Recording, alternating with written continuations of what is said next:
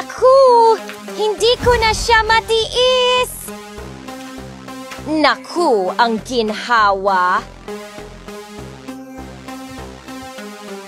O sige, ngayon, pahiram ng tawag.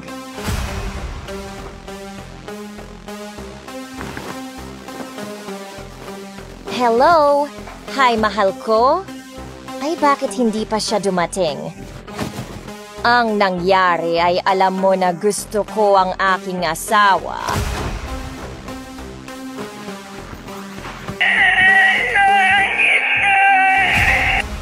Ano ang bagay na ito?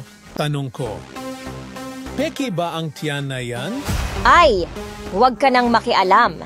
Maliit na kasinungalingan lang iyon. Ibig mong sabihin ay niloloko mo si Mario, ang asawa mo. Ano? Hindi siya ang asawa ko? Pero bueno, kanina lang kausap mo siya, hindi ba? Hindi siya ang asawa ko. Ang asawa ko ay isang sundalo. Kaya habang siya ay nagtatrabaho, niloloko mo siya! Aray! Hindi niya malalaman! At sinubukan ko iyon gamit ang pekeng tiyan? Ano ang problema mo? Bastos na baka!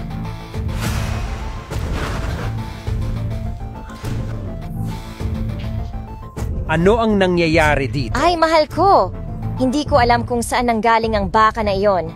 Wala akong ideya. Tignan mo, sir. Ano ang ginagawa mo sa aking kwarto? Ito ba ang iyong kwarto? Pasensya na, nakakahiya sa'yo, boss. Oo, bakit siya pumapasok ng walang pahintulot? Sige na. Aking mahal. Okay lang ba ang lahat? Iyon ang iniisip ko, mahal ko. Hindi ko maintindihan. Sir, please leave here immediately. The party is outside. Bilisan mo! Naghihintay siya. Isara mo ang pinto.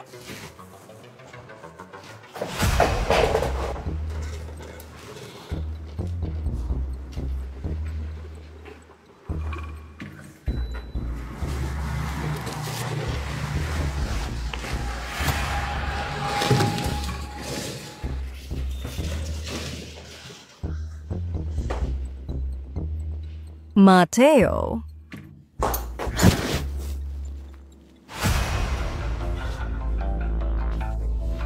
Naku, mahal ko! Bakit ang tagal mong dumating? Ano? Anong problema mo?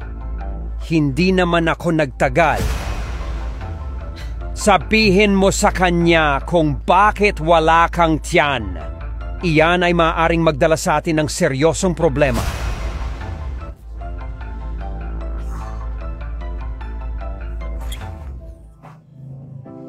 Ang saya na makita ka. Miranda! Miranda, ikaw ba iyan?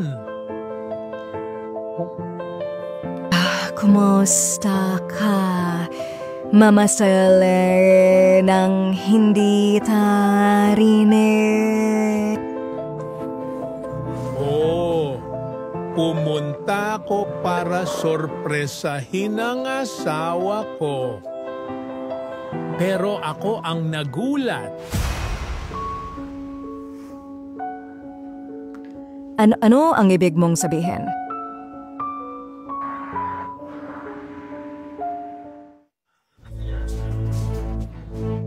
Ay, mahal ko, kalma ka na please.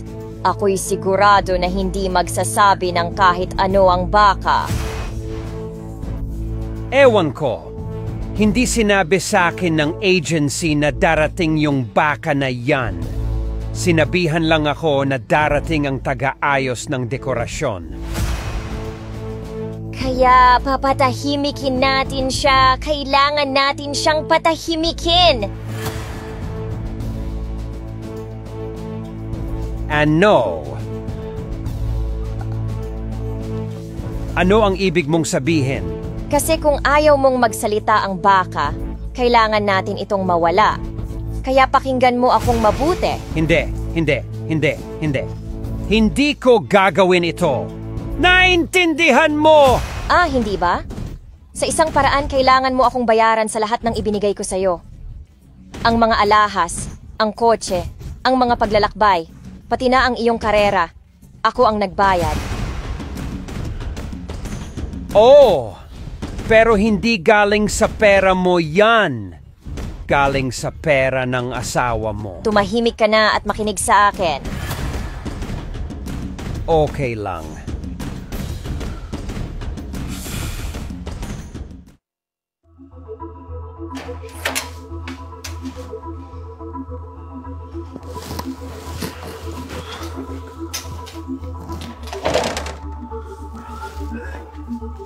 Hoy!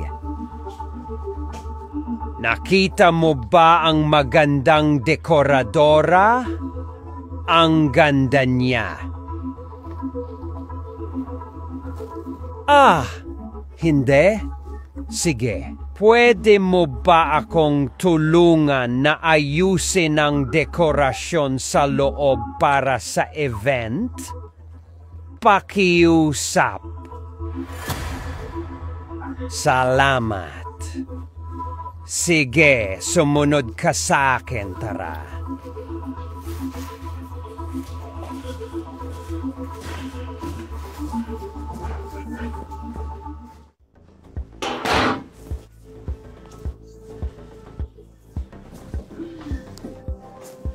Ngayon nga, batang baka na pasaway, walang nagsabi sa iyo na isaksak ang iyong ilong kung saan hindi ito mahalaga. Ngayon sabihin mo sa akin, ibubunyag mo ba sa iba ang iyong nakita? Sa tingin ko magandang sagot mo. Sang-ayon din ako sa sagot na iyon.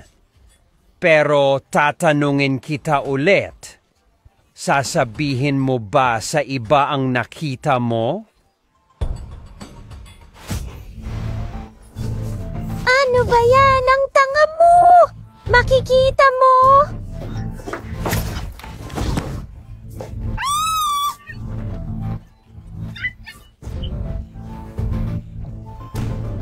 Mga walang hiya!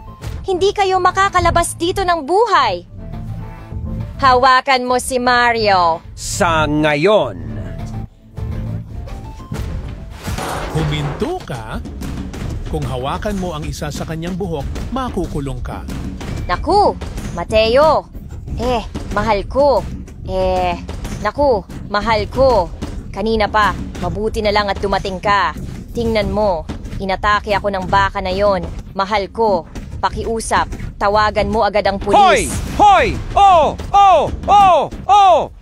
Pero ngayon, kailangan mo nang pumunta sa kulungan.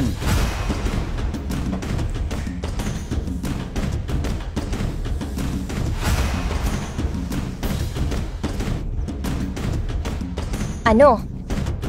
Pero hindi ba lalaki ang baka na iyon? Hindi nga. Mahal, hindi mahalaga kung lalaki o babae. Inatake niya ang isang buntis. Mahal! Kailangan mong tawagan ang pulisya ngayon din. Hindi ba sapat na nandito ako? Ako? Wala akong nakikitang babaeng buntis dito. Nakikita ko lang ang dalawang sinungaling. Mahal Aking ko. mahal, wala. Mas mabuti, ngumiti sa kamera. Ngayon ay nagla-livestream at higit sa 1,000 tao ang nakakonekta. Kabilang sa kanila ay mga pamilya, kakilala at kahit na ang inyong mga boss. At nalaman nila ang buong katotohanan. Walang lihim na hindi nabubunyag. Ayan, idadaan ko yan. Miranda, talagang maraming salamat. Kung wala ang iyong tulong, ang planong ito ay siguradong pumalpak.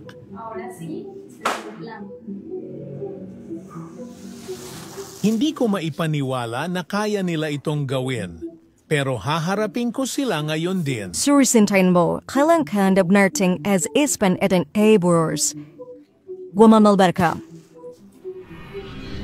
Ay, Mateo, hindi ko talaga alam kung ano ang sasabihin sa'yo. Sayang naman na nagkita tayo ulit sa ganitong hindi magandang kalagayan.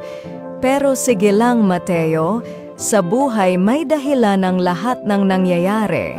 Nagkita ulit tayo, di ba? At paano naman ngayon? Hindi kita papayagang umalis. Hindi ko alam kung paano hahawakan ang usapang ito dahil nakabihis ito bilang baka.